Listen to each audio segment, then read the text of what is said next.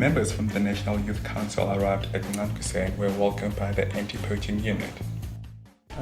Okay, just to briefly explain to you guys who we are and what we do here. I'm Marlice Van Vuuren. I'm the Chief Warden for the Reserve and Head of Security for Naankuse. You guys are going to be walking between 3 and 4.5 kilometers a day. There's stuff that you don't need, it's going to kill you out there, okay? So we'll show you what you need to take with, just to make the walk and everything easier for you guys, okay? We'll give you half an hour so you can settle into your barracks, pack out all your stuff, and then we're going to come and check on all your stuff. Then we'll tell you, you need this, you don't need this, okay? The stuff that you don't need, you can just leave it there. When we come out of the bush, you can just pick your stuff up again.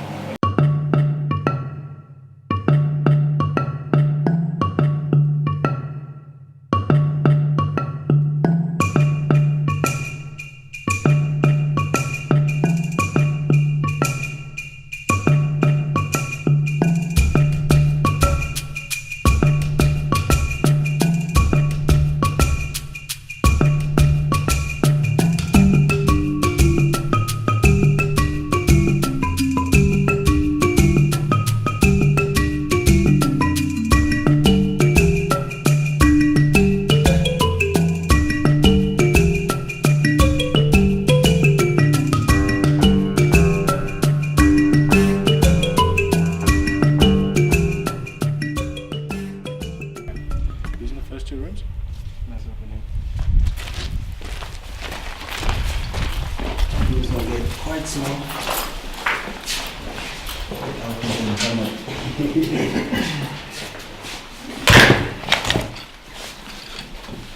When you're cooking something like this, how do you cook? Basically on the stove. Yeah. What you gonna do? Fill it up with a little water. Okay. How are you gonna stop yourself from this shining and the poacher seeing you 3 kilometers away? Take some sand. Yeah. And not putting my felt on fire.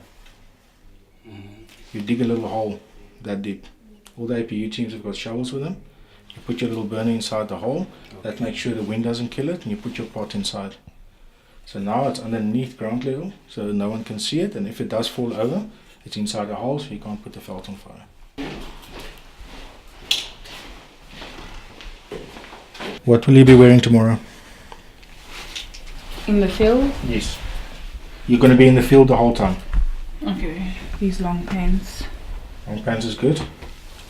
Maybe that should. That's too wide, you can't wear that. Too white? No. And this one. That's perfect. You'll see we also use this kind of color. Okay. This blends in perfectly with our kind of environment. So for as far as possible, try and wear like Okay. that. That white, as soon as you're on high ground, you'll see that 3-4 kilometers away, out of your Alright. position away. Guys, everything that we take in comes back. Okay? This can comes back. Okay? So tomorrow morning we'll give them some plastic bags. Between the two of you, you can carry one plastic bag. Okay? And then all your rubbish you can just throw in there and just bring it back, please. Okay. So you don't have to be a poacher and have a gun hiding it away. You can quite easily just fix something where you are on the spot. Same thing with snares. All the farms have got wire around them. Snares is one of the biggest issues that you have with poaching, because your guy doesn't physically have to do it. You can just put out the snare and it's safe for you guys, and maybe 2 days later you just quickly come and check. So the time that the poacher is actually busy on the premises is very, very short. So it's really difficult to catch them. In that scenario, what we'll do is we'll put a ranger team on that snare and they'll sit there until the guy comes back. Sometimes 4 or 5 days. So one ranger will sleep, one will be up and OP, observing. Okay. And then they take 3-hour shifts, because it's been proven at night time, anything more than 3 hours, you lose concentration and fall asleep. Okay. So 3 hours, 3 hours, 3 hours until it's sunlight again. It's getting late and the team settles in for the night. But first, let's get to know them. So my name is Mandela Shitambi, named after the great man himself. I'm Nauru Togozep. I'm a ranger at Ministry of Environment and Tourism. Okay, so my name is Larusha Emanuela de Silva, and I'm an aviatrix, social media manager, content creator, and marketer. My name is Dwayne John de Charangul.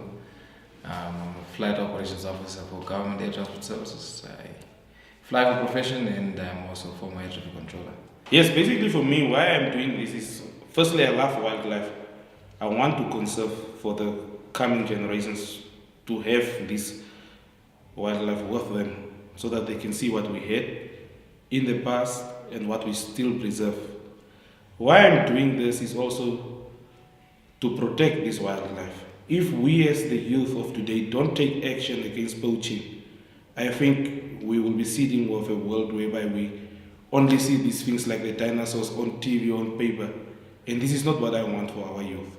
I hope to know more about the whole rhino poaching in depth and to just have a full-on experience on how the rhino rangers are saving our rhinos here in Namibia, basically, yeah. Fighting poaching in our country it's vital. I mean, one, our country thrives off our nature and our tourism. So if that is eradicated, then you cut money coming into the country almost by half. So that in itself is just, once you understand it, or once you get involved, that's when you understand the whole thing. So in my opinion, it's of great importance. It's something that needs to be highlighted more. Going forward, we want to take this message and teach the youth what conservation is, the efforts that are being done by these sanctuaries and wildlife resorts. We plan to take this and form it, have talks around conservation as young people, and just make sure that our future generations understand totally the impact of this specific activity, how important it is, and how it's going to benefit our generation and the future generations to come. The following morning, they were divided up into two teams, Alpha and Bravo. They were then deployed into the field with the anti-poaching unit accompanying them to provide any support.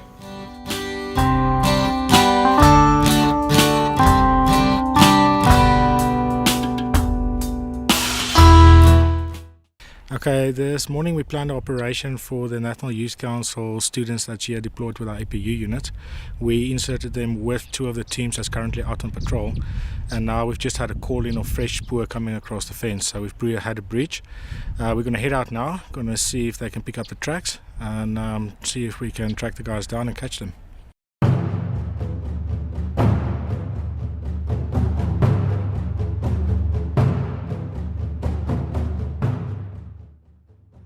Team Alpha joined forces with the head of security and pushed the trespassers towards Team Bravo in an attempt to capture them.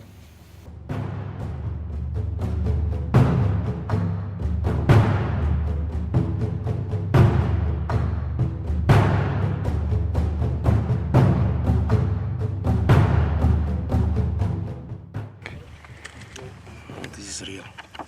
These are things that it's not fiction anymore. It is now real stuff. Now we are just basically looking at the scenes, try to compile them together to get now a link from here.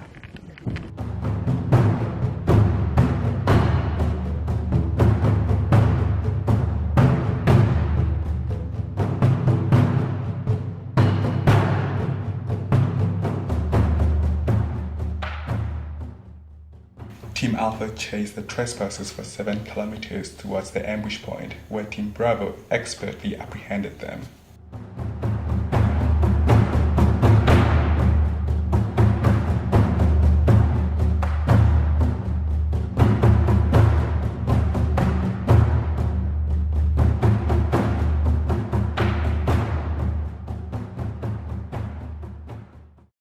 Hey guys, let me introduce you to Patrick and Petrus. They are two of my maintenance guys.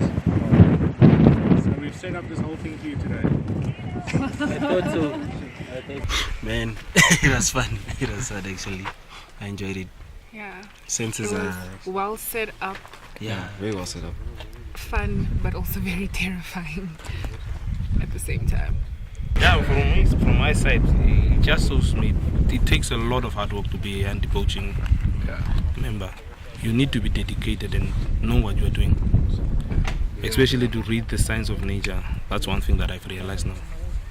throughout this whole exercise. So it's not just a thing of grabbing your gun, run into the bush. No, read your signs, stop when you need to stop, proceed when you have to. Otherwise, you become the target. The following morning, Marlice Van Vuuren checked up on the teams. Yeah, right. Who was that? It was cold. Hi. Very nice to meet you. Hi, Larissa.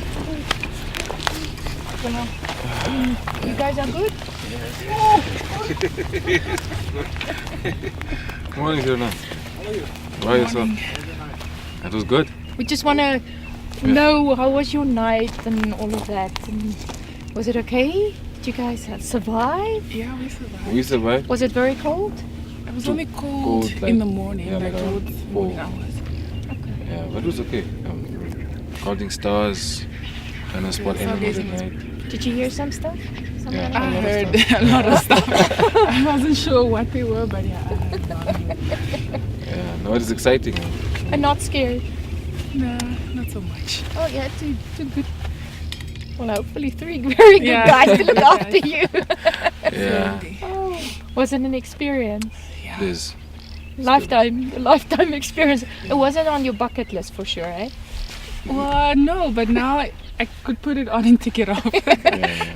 We're actually talking about what are the most exciting things we've ever done thus Yeah. far, and like this is number 1. Oh wow, Yeah, That's good. so it's crazy.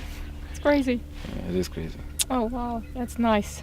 But Yeah. good luck. Thank you. Thank Good luck. We wanted to just check in and see if you guys are okay. Yeah. So good No, luck. we're great. Are you okay?